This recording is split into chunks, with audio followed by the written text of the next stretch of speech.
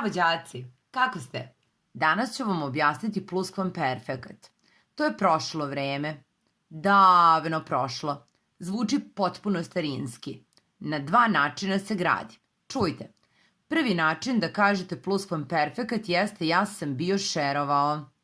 Drugi je ja bejah šerovao. Pretpostavljam da vam je svima ovaj prvi način da ga napravite mnogo lakši.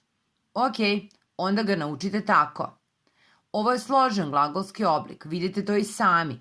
Čim imate pomoćni glagol, ovde je to perfekat ili imperfekat glagola biti, i radni glagolski pridev, odmah je glagolski oblik složen. Vidite takođe i da je to lični glagolski oblik. Razlikuje lica, ja, ti, on, jel tako? Može da razlikuje i broj, jedninu i množinu. I kao i svaki glagolski oblik koji u sebi ima radni glagolski pridev, pluskvamperfekat može da razlikuje i rod, muški, ženski i srednji. A možete li sad sami da smislite kako glasi pluskvamperfekat glagola biti?